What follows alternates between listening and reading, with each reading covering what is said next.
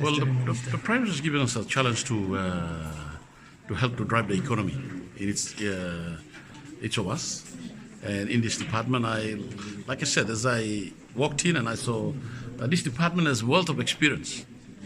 And one thing that I am also very passionate about is, and which I will stick on, is institutional knowledge. So I will be relying on a lot of people in here. We will definitely make this industry grow. I believe in agriculture.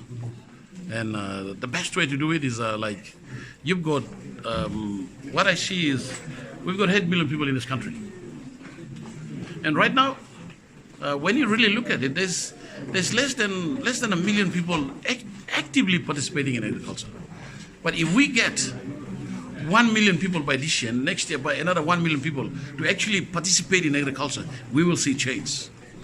We will definitely see change. And I have a concept that I've drawn up, the economic zone concept, which I will introduce to the department, and I'd like to, and we will see, and to the secretary, and we'll see if we can use that concept. Okay, and the Prime Minister wants agriculture to be the focus of this government. Yes. What do you say? And no, I am supporting my Prime Minister. With the support that comes with it, the Prime Minister will be appointing, giving me 3 other vice ministers who will be assisting me to see that we drive every sector. There'll be a political vocal point at every sector to drive it forward, which is very good. And I'm pretty sure with what the Prime Minister said, he will support it with funding. One very big thing is to support it with funding, which I've already said. I would like the government, if they want to see us drive this department, they need to make sure whatever funding that is allocated for agriculture need to be given to Department of Agriculture and not fucked at another department. They need to give us that funding so we can move this department forward. Right now, this department, like when you really say Department of Agriculture and Livestock, I'd like to call it Department of Agriculture and Dead Stock. We don't even have livestock. We'd like to move it, but give us the funding. And that's what everyone is saying in here. And I support the call. And I will make sure, and I will talk to the department quite vigorously to make sure any funding that is earmarked for this department must come to this department. And anything to do with agriculture, give it to us. This department is called Department of Agriculture and Livestock. And not other departments where they're trying to run the programs as well.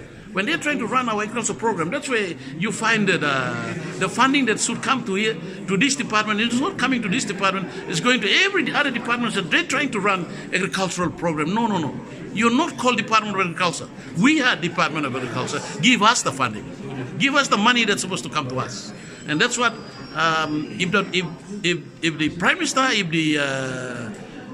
they start doing that, we will change the department, we will change this country. You come from Maprik, which is one of the top vanilla growing area in this country, and also very strong in cocoa, coffee, and I know you're very passionate about agriculture. So, because in the last 5 years, my focus was also on agriculture. Start giving accessibility, putting more money into economic sector. I used the DSIP to pump the economic sector. I worked on establishing cocoa nurseries. I have a concept that I've divided the district into 23 economic zones. And I've got 23 cocoa nurseries. And I'm going to do 23 coffee nurseries. It's about getting the services closer to the people. And that's the concept I'd like to see the department to get a concept that is the service, you're bringing service closer to the people. And that's and at the same time, within the next 2 weeks, I'll be launching another program in Maprik with it. And the people, hardworking people. One of the programs that I really, I don't really like is the idea of plantations. I must admit, I really don't like plantations. The reason I don't like plantation is because when you talk about plantation, there's one word that comes to me and it makes me feel very guilty and ashamed. Because when you talk plantation, you need intensive labor. And when you talk about intensive labor, there's one word comes. You need to hire laborers. Papua New Guinea, we've gone past laborers. In the past, you have laborers coming from Sipik, from Tari, from Mendi, from Juaka, from everywhere. They went to Kimbe, they went to Rabaul, they went to Bougainville, they built all this. These were laborers. To me, as now the minister, I don't even want to hear this word laborers anymore.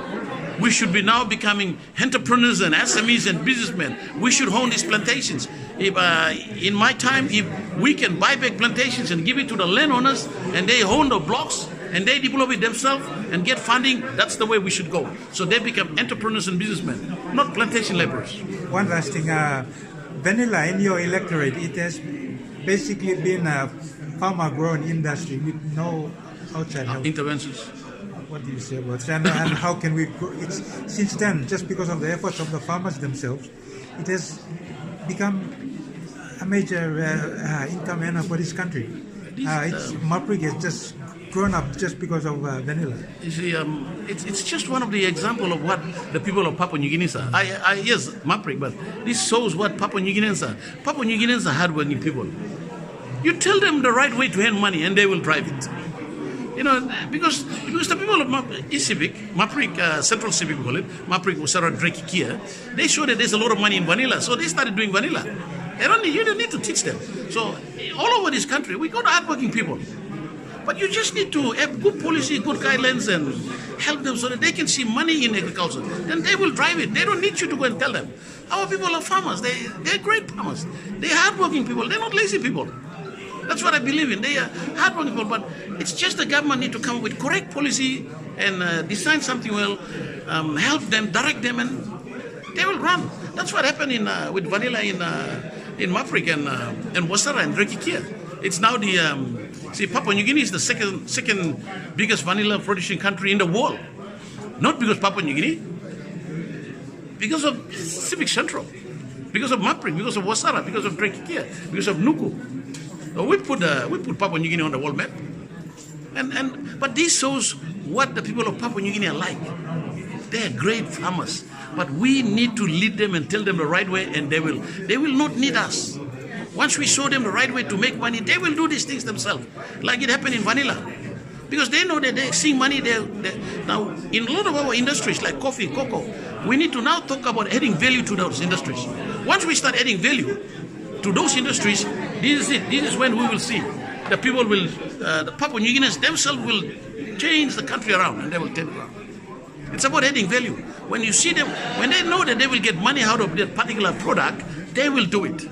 It's about the vanilla, it's the same thing. It's not only, we might say Sipik, you might say Maprik, but look, all over Papua New Guinea, you have hardworking people.